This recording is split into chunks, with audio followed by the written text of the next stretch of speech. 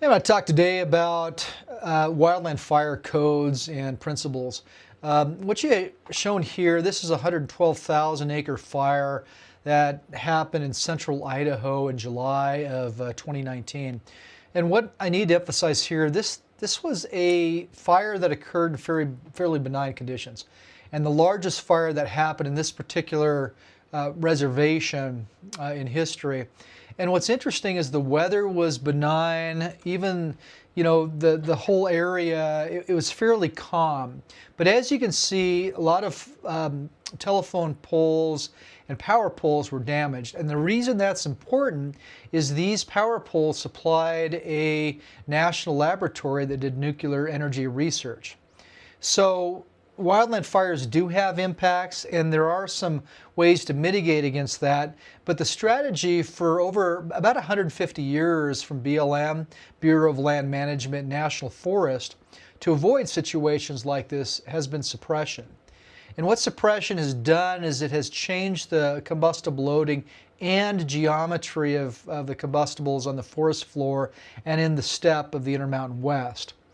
And in that particular fire that you just looked at, you weren't in extreme fire hazards, and you weren't in extreme weather hazard as well. In fact, this particular image, this is what the National Oceanic and Atmospheric Administration puts out in advance of a red flag warning day. So in this case, this came out for August the 14th. I would have received this on the 13th. So as the AHJ for a particular research site, I receive these kind of reports from NOAA, and then I disseminate that information.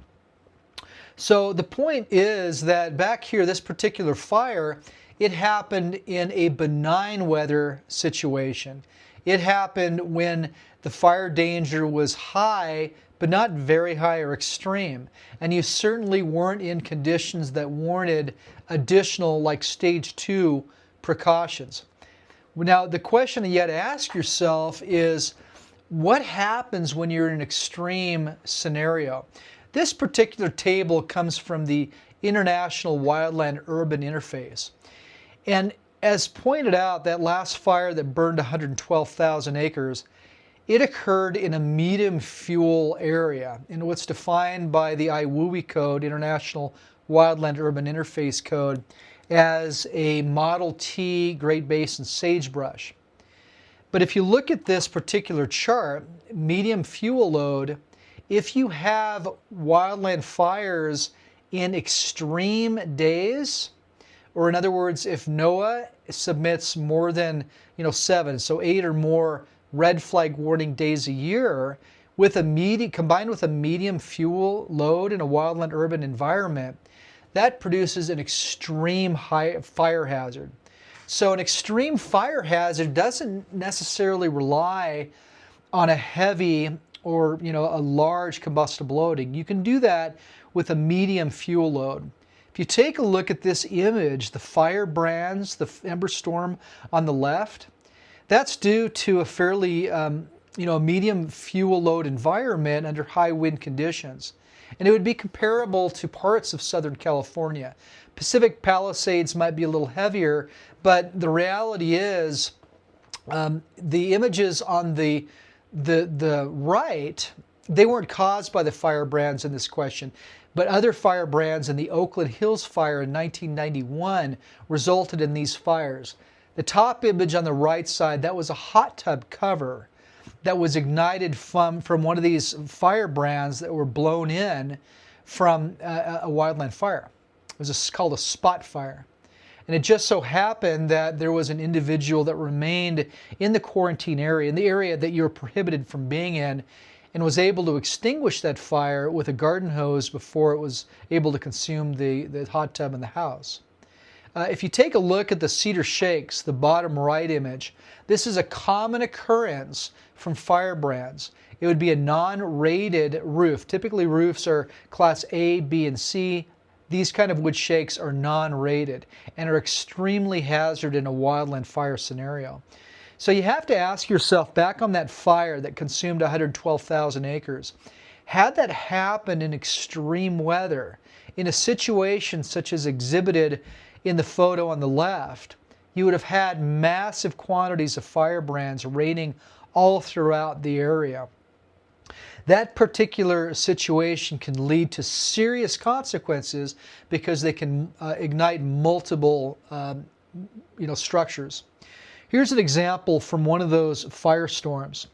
You had high winds in a medium density fuel loading that resulted in those firebrands blowing through this residential area. And you can see this large circle here in the front next to the flame front. The fire would have approached from the southwest. It destroyed the initial homes, but what's interesting when you view this is take a look at these homes that are circled off in the distance. The distance from the fire front here all the way to this house here is on the order of a mile. Yet a firebrand was able to travel that distance and start a fire at that home and destroy that residence. And what you have are multiple structures that would have been on fire simultaneously. You have a finite amount of firefighters and fire engines capable of responding to emergencies, and you also have a finite amount of water. So when you have multiple structures on fire, they're left to burn to the ground. There's no way you can predict them. Here's another example, a heavier fuel load, but as you can see, image before, image after complete desolation due to that wildland fire.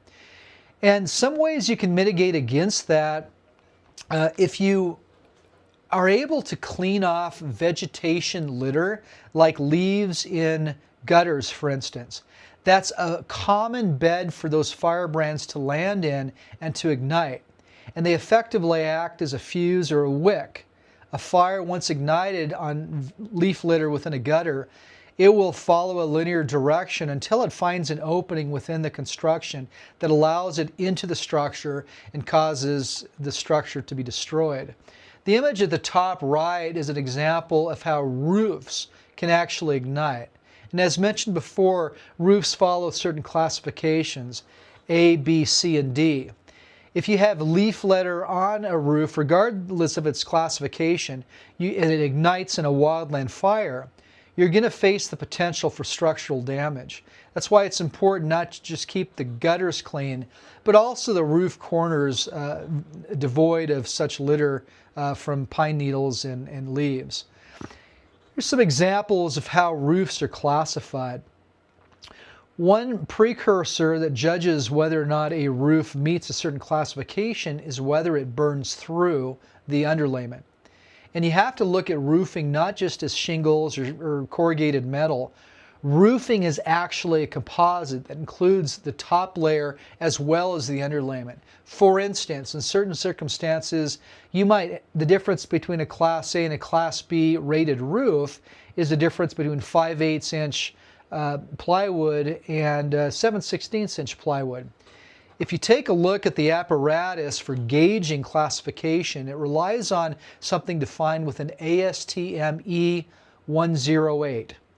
That's the classification referenced in the 14th chapter of the IBC for classifying roof categories, A, B, or C. I included a snippet here at the bottom left from ASTM E108. And what it does for your different classifications, so this image here, this wood cribbing here, the large cribbing, represents Class A. Then you have Class B, the 6x6 cribbing, and then Class C, 1.5 inch by 1.5 inch. A closer image would be in the top right.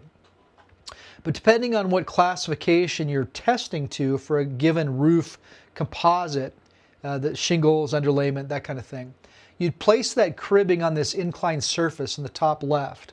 And then you'd have wind blowing from this like an air tunnel almost with a fan, and it blows about 12 miles per hour. Now, fail criteria for a given classification is always burn through to the underlayment. You can never let your attic be exposed to flames. And there are certain times that justify Class A, B, or C, as well as how far the fire is going to move up this incline. That's how the classification works. There's a secondary feature associated with roofs that you have to consider. This image in Figure 1, top left, that was taken from the California Building Code, Chapter 7A. That's effectively the gold star for wildland fire codes, CBC, Chapter 7A. and it references with something called bird stopping. The images on the right, top and bottom, they show different bird stopping strategies. You see the mortar that is on these particular tile roofs. On the right side of that top right image, you have holes that were not filled with mortar. If you're doing an inspection in the wildland urban interface zone, you're going to want such holes filled so that firebrands cannot go into them and find a point to initiate combustion. Similarly to the bottom right image, they use sheet metal as bird stopping but failed to completely cover the hole. Bottom left, keep in mind that not just the eaves are going to suffer from this issue. You're going to have ridges as well that need to have their openings filled so there's no possible location where the firebrands can enter in to the underlayment of the roof and ignite. A lot of people think that roofs are just to protect a house or a structure from water intrusion. That's partially true. The other piece, however, at least in the wildland urban interface, is to protect a structure from fire. Although this particular roofing system probably was a Class A or Class B when it was installed, most likely a Class B. In its current state of disrepair and age, it likely doesn't have a particular classification, whether it's A, B, or C. It's an unclassified status because of a lack of maintenance. In this situation, even if it maintains its moisture resistance, it fails regarding fire protection. In the event of a firebrand or ember storm, firebrands would land on this roof, find a nucleating point because of the disrepair and damaged and cracked asphalt shingles, and initiate combustion. So it's important from both a water and a fire protection feature to maintain your roofs in applicable appropriate status. Now let's talk really quick on eaves. If you're in the wildland urban interface, it's important to bring your eaves, your soffits, back 90 degrees to the structure. The image at the bottom right show the eaves simply hanging down and creating an angle greater than 90 degrees where the high winds and the embers can actually concentrate energy against the vents into that structure. If you take a look at this is a better example. This area here, the area on the left in this corner, this will actually have more concentrated heat than the area on the right, simply because of the more acute angle. So in the wildland urban interface, it's recommended to make sure that you close your eaves back to the structure. Here's an example in one of my homes, my cabin. I created it to be fire resilient, and in this case I used all steel ignition resistant siding. And as the IRC and IBC both require venting of some sort for your attic, soffit vents, gable vents. In this case, I have soffit vents here, but the perforated nature of the sheet metal provides such small holes that firebrands cannot enter into the attic space.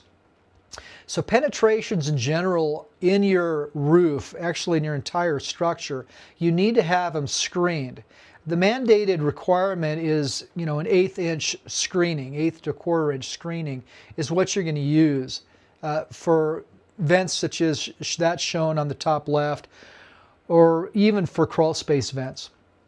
The other thing to really look at are windows. Windows are an opening protective in the wildland urban interface. You don't want to use single pane windows. The issue with that is when exposed to external heat flux, you're going to last about 5 minutes. But a second layer, a double pane of your glass, the second layer in that double pane, it's going to double that. The first pane will shatter. The second pane will last an additional 5 minutes. And typically that 10-minute threshold is enough for the fire to lose the combustibles available and move on. If your windows shatter, what happens is it creates a wide opening for the firebrands to get into your structure. Once they are inside your structure, they will find a location, such as on upholstery, furniture, they will ignite, and you'll lose your structure. So it's very important to keep your windows solid. NFPA 1144, we'll be looking at that here shortly.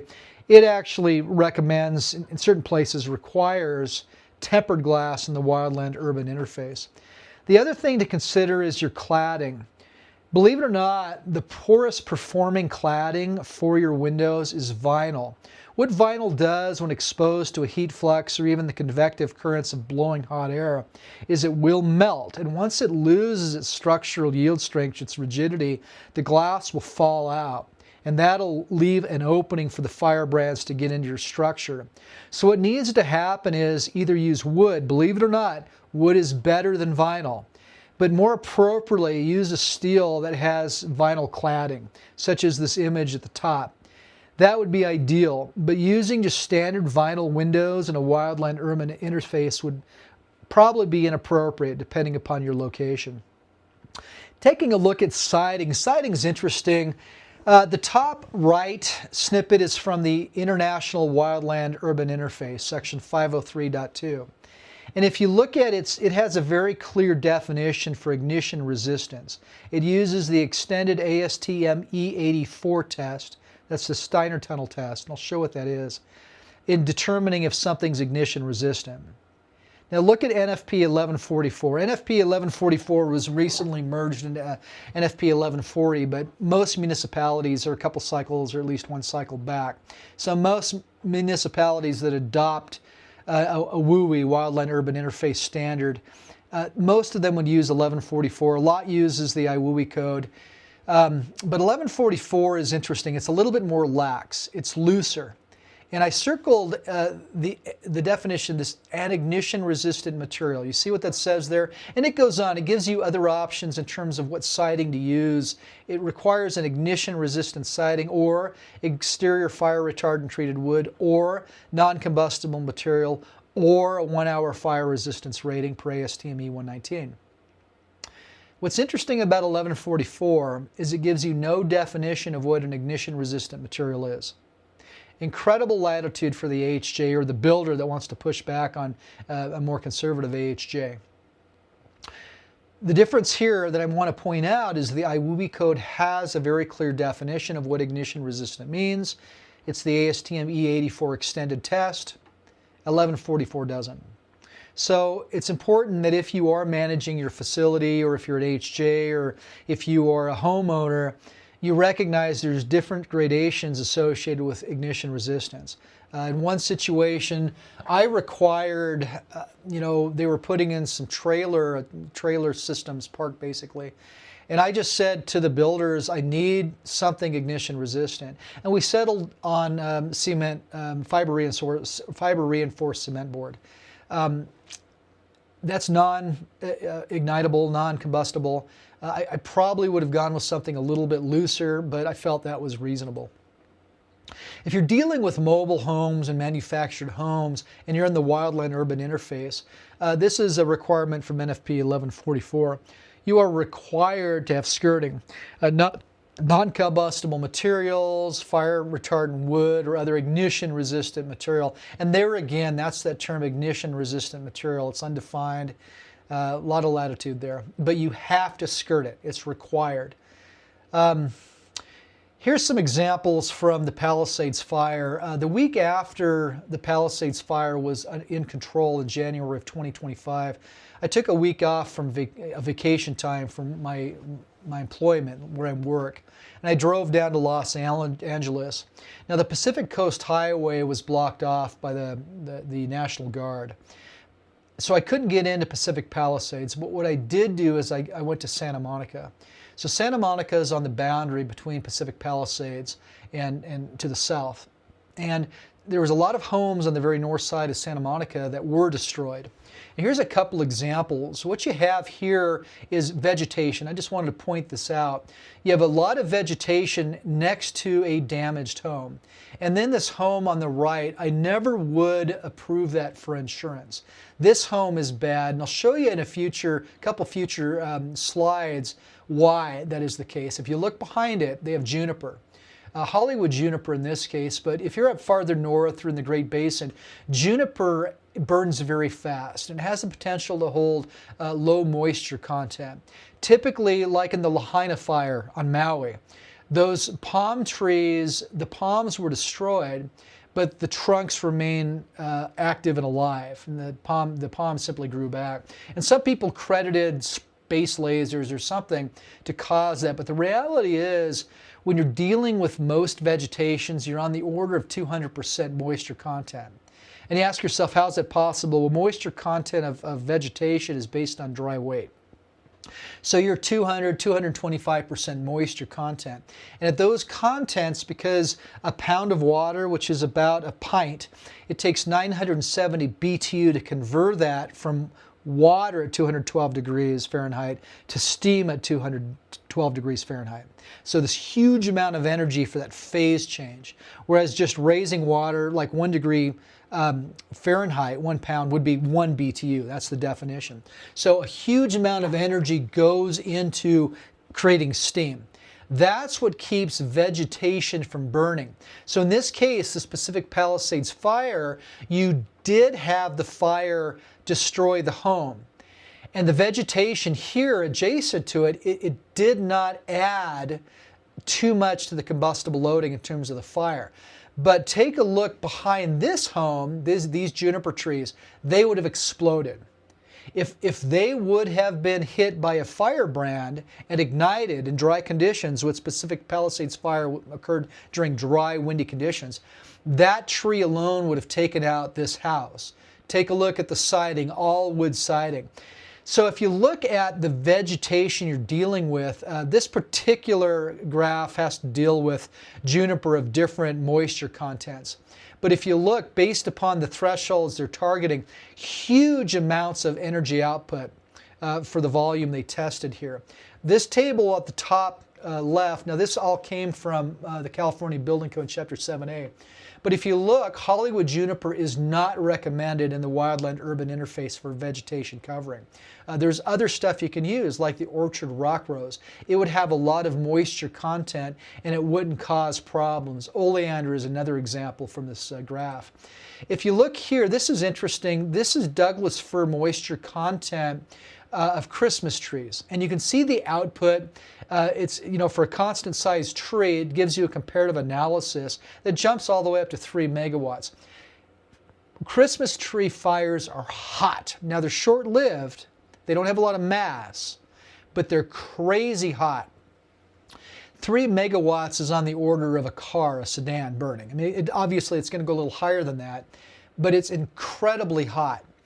If you look over here at the top left, this particular graph shows you comparison of different trees. So you have some examples here of different moisture contents of junipers, but you can see the output per mass, the comparative output of a juniper, it's monstrously high in comparison of some of these other plants. So just keep in mind that vegetation plays a major factor in the wildland urban interface in terms of how you decorate your landscaping.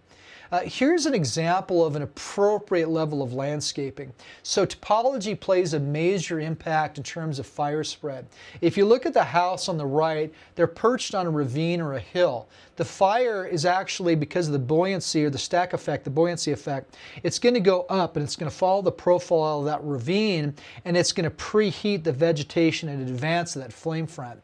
What that does, it causes more rapid expansion of fire, a lot hotter fire, faster flame movement, faster velocity of the hot gases. So in this case, what they did is they have a 5-foot buffer, a non-combustible zone at the top of this hill, and ignition-resistant stucco as siding. So any firebrands that come up this hill, they're going to hit the non-ignition siding, and the actual flame front itself, it's going to be impeded by that 5-foot gap from actually impinging on the siding itself. Take a look at the two images on the right, the left. You have a similar offset around and under the deck, the wood deck, and even the wood siding. And that boundary is going to keep the flame front from igniting, something like bark dust along those lines. Here's some more homes from Pacific Palisades. What I want to point out that's really interesting, this particular photograph at the bottom left, this photograph, it shows you the topology in the backyard of both these homes. I'm taking this photograph from the perspective of this completely destroyed house, but look at the left side of that particular image. That is the house in this larger image here on the right side. Zero damage to the home. The homes were probably 7 feet apart. One home was completely destroyed. One home managed to come out of this fire completely unscathed. If you take a look at the roof system on the home that survived, you see the bird stopping in the tile roof. Clearly a Class A roof system. All the holes are clearly filled, and the walls themselves are stucco and would be required by the California Building Code, Chapter 7A, to be fire rated. And I'll show you a slide on that.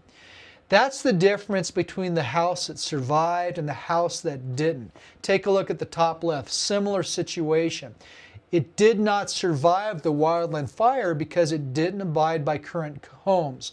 Pacific Palisades had a mix of homes. You had some older homes, 1970s vintage, 80s, and then newer homes. So it was very obvious that the homes that followed the current code, California Building Code Chapter 7A, they survived without any problem. It was all the older homes that were destroyed. And if you look at how California Building Code Chapter 7A requires fire rating their exterior, you see that on the exterior wall they have Type X gypsum, 5/8 inch thick.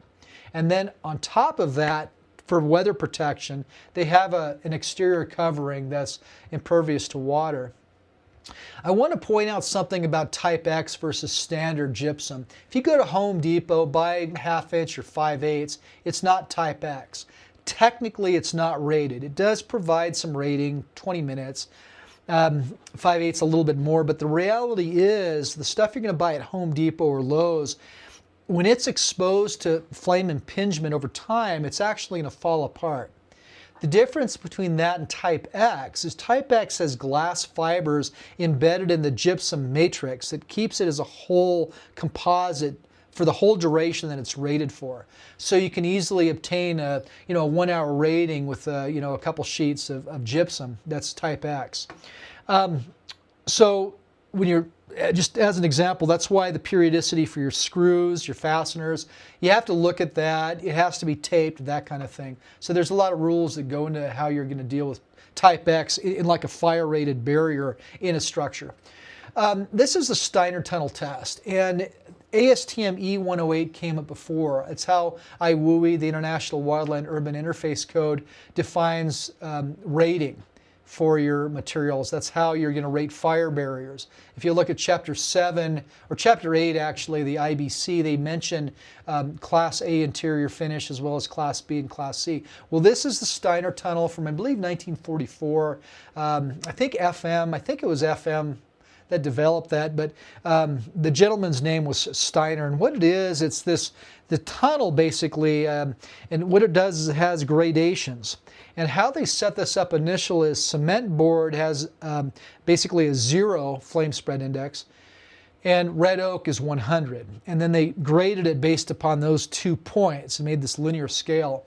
0 through 25 is Class A. I think 25 through 75 is Class B, and then above, up to 200 is Class C. As an example, plywood would be a Class C interior finish. Now you can use Class A, B, C within structures, within limitations, and that's something you're going to look at Chapter 8 of the IBC to understand. If you take a look, though, in terms of landscaping, I mentioned before we saw those houses that had the gravel around them. Well, take a look at this. This is really interesting. It's important within the wildland urban interface that you do not use combustible landscaping materials adjacent to your house. This is a particular mock-up where they simulated a wildland fire or a structure within the WUIC interface, the wildland urban interface, and they used bark dust or wood chips. And wood chips adjacent to a vinyl-cladded wood structure. Now, as you can see, the wood chips did ignite. They provided ample energy for heat transfer in and through the vinyl. And this is evidenced on the back side of this mock-up. You can see how the OSB is ignited. Fire was able to go through in not very much time. That's why within the WUIC environment, it's vital that we do not use combustible landscaping materials around a structure. This particular table demonstrates that. Look at how shredded rubber compares with other bark dust. You occasionally see playgrounds with shredded rubber from tires, from reclaimed tires. That may be appropriate, but it would be completely inappropriate to ever put shredded rubber around your house. It burns with extreme intensity. And you can see it goes down in scale. Composite wood chips would be the best. But the best thing to use would be gravel, and it's something non-combustible. Here's some of my greenhouses. So I have about 13,000 square feet of greenhouses at my facility that I own and operate, kind of as a side gig in addition to my day job. I use wood chips to prevent vegetation growth. And I don't like using chemicals, and it's free. You keep the wood chips out of the landfill. The problem is it's an acute fire hazard, and I'm in a wildland fire zone. But the question is, where could you use these kind of wood chips? And this is a prime example. My cost is about $5 a square foot for construction. If I lose a little bit of polycarbonate, I'm not worried about it. Polycarbonate's fairly resilient. It self-extinguishes when it's away from a pilot ignition. So the reality is I'm safe using it here. I would not use mulch like that adjacent to a structure. This is that house I showed you before. I showed you the soffits on it. This is how I decorated around the base. This was taken just after it rained, so it's a little discolored. It's not normally looking like that. But I wanted to build this particular location to be completely fire resilient. There's no houses next to this home on the south anyway for about 60 miles. It's close to the BLM, Bureau of Land Management managed federal lands. So I wanted to make something I'll never have to worry about fires. So I went with a steel cladding and barriers to ensure that there's no fire that could approach the home and provide flame impingement. Top right image shows another one of my greenhouses. It's a fairly large structure, but I have gravel and concrete sidewalks in front of it and adjacent to it in other places. And that prohibits or otherwise protects it from any kind of fire damage. Going back to that, one of the houses we already looked at, I mentioned I would never insure that one home in that particular video. This is that home again. I wanted to show you the fence. This particular image, I believe, I'm not sure where that came from. It may have been NFPA 1144 in the Annex A. But a fence is a fuse. It's basically a wick. So if you have a combustible fence that leads and is adjacent to or connected to a home, if anywhere along that wood fence it ignites, the fire is going to follow that fence. It'll actually lead to your home. It'll ignite your home. Once again, a reason I do not or did not like this home, I would not insure this house if I were an actuary or otherwise representing an insurance agency. It's just wood siding, the fence, juniper surrounding it, heavy vegetation.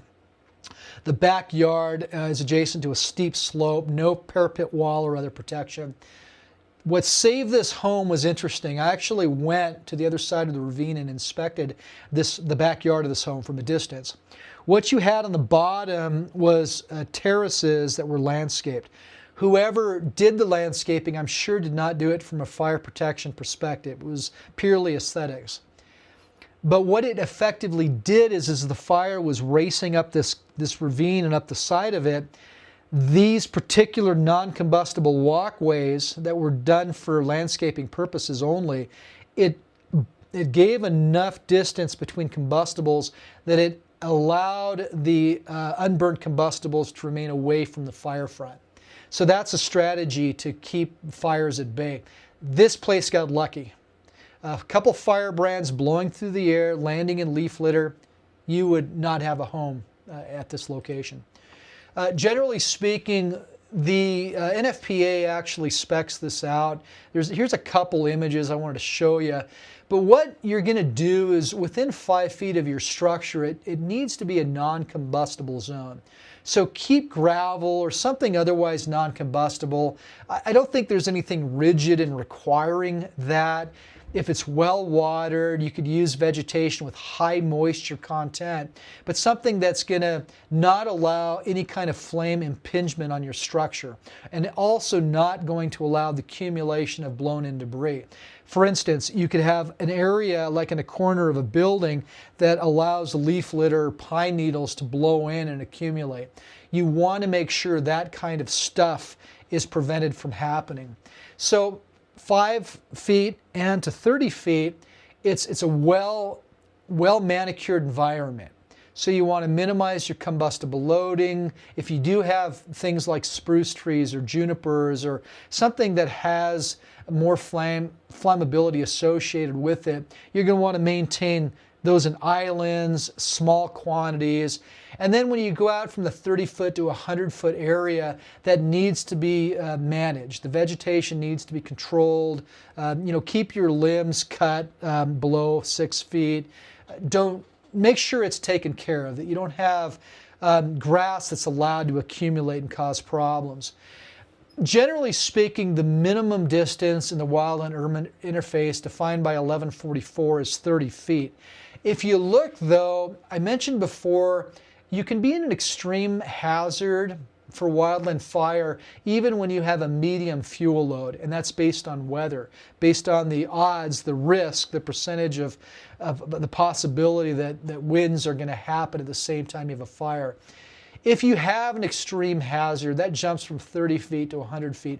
Now, this is based on the International Wildland Urban Interface Code. It's more conservative than NFPA 1144. But just keep in mind that it's going to push for 100 feet in extreme wildland fire areas. Something else I wanted to point out, to avoid ignition, you're needing to keep your trees, the mature canopy of your trees, typically 10 feet away from structures. These are the minimum values for the mature canopy of a tree away from power lines. Typically, you're going to default to 10 feet. That's what most people do. But if you can't do that, in this case, 4 feet's the minimum for up to 72,000 volts. Here's an image from NFPA that shows some dynamite recommendations. So it shows two sides of the same house. One is poorly prepared for wildland fire. The other is reasonably well prepared. Some examples are the siding on the right side are cement boards, fiber reinforced boards. On the left side, you're dealing with wood shakes. You never want to use wood shakes in a wildland urban interface. You have rock mulch rather than bark dust. Your eaves are closed. They go 90 degrees back to the structure. There's no openings. The left side of the structure, you're going to be more of at an angle that has openings into the attic. Do not use single pane windows. If you take a look at these three examples here, the one at the bottom right's fabulous. Non-combustible landscaping underneath the deck. You can clearly see there's no combustible stored in there. The one at the top right is a nightmare. It's not something you're ever going to want to deal with. If that ignited, your house is gone. Your structure is toast.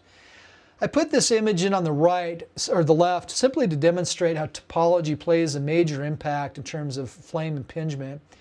Just keep the area around this particular deck well mowed. You see this creeping spruce over here in the background. Not an ideal kind of landscaping item you want adjacent to a structure. When that ignites, it's going to burn hot, it's going to burn fast, and it's going to produce a lot of embers that are going to cause problems for this deck. Here's a couple other decks, a few other ones that are problematic. Let's take a look at the one on the bottom. You're at the edge of a large ravine. NFPA 1144 shows you having a parapet wall, a non-combustible wall that extends about 48 inches high. And what that does, it provides a barrier. As that fire is racing up that hill, it hits that non-combustible wall and the firebrands are directed up. And that's how you can protect that deck. You could also enshroud this deck in a covering like at the top left. I don't like this at the top left. They're using plants that have a lot of moisture content, but at the same time, there's no reason for it. You should prune this back. At the top right, this is a nightmare.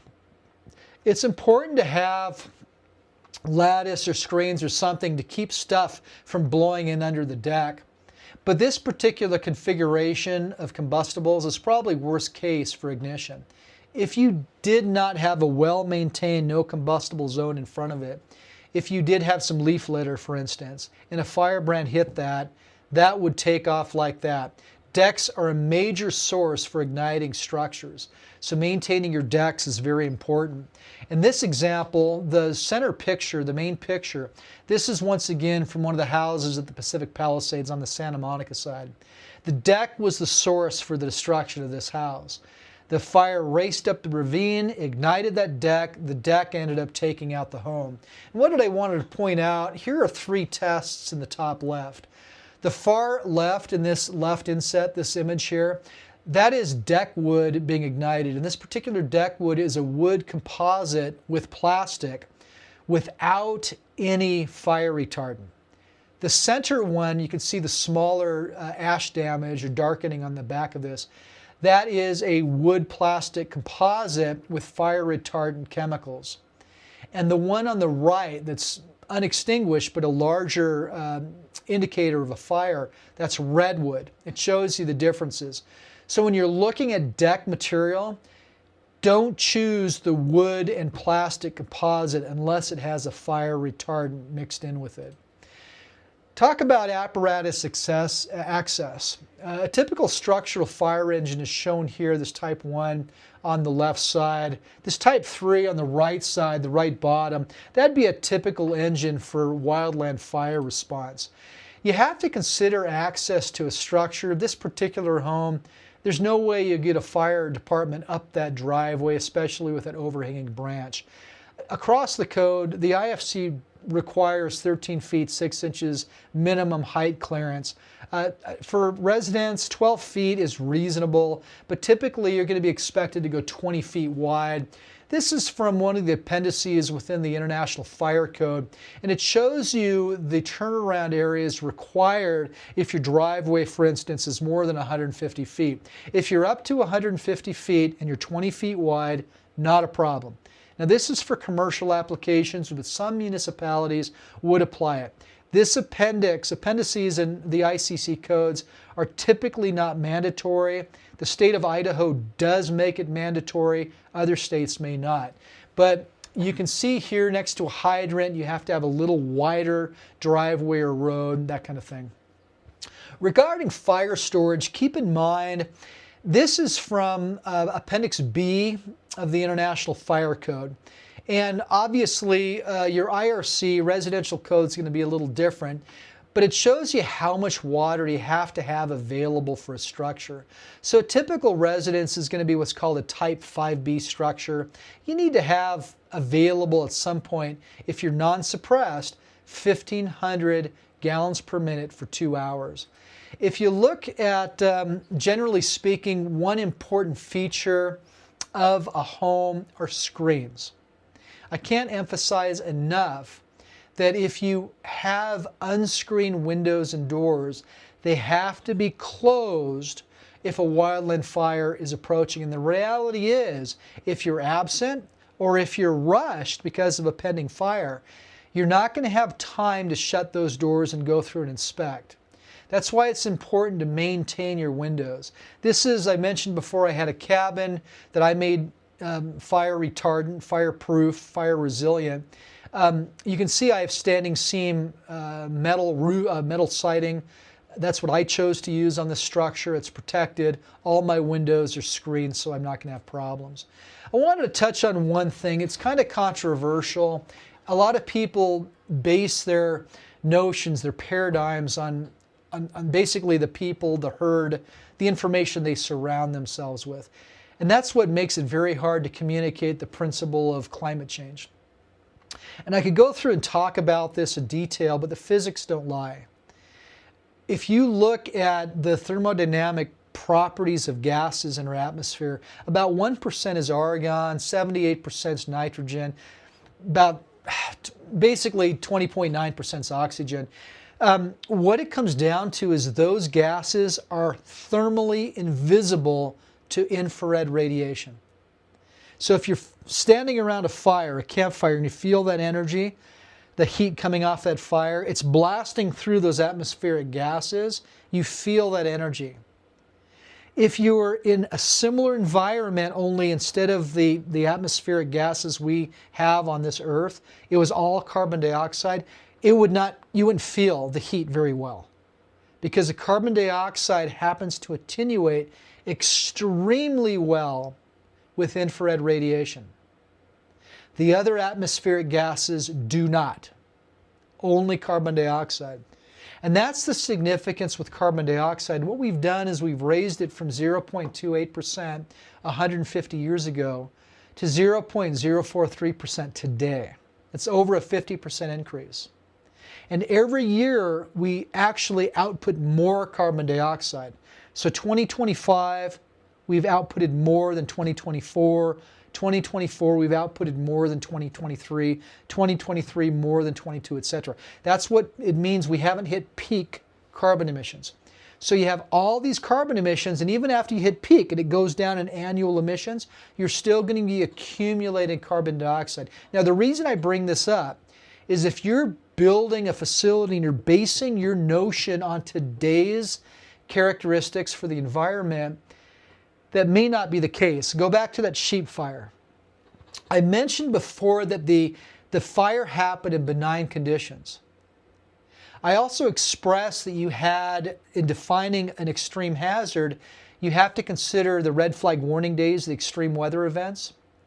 If you raise your temperature by 2 degrees Celsius, let's say, 3.6 degrees Fahrenheit, which you're actually going to be doing that based on the numbers, at least that by 2100, then what's going to effectively happen is the number of red flag warning days are going to go up.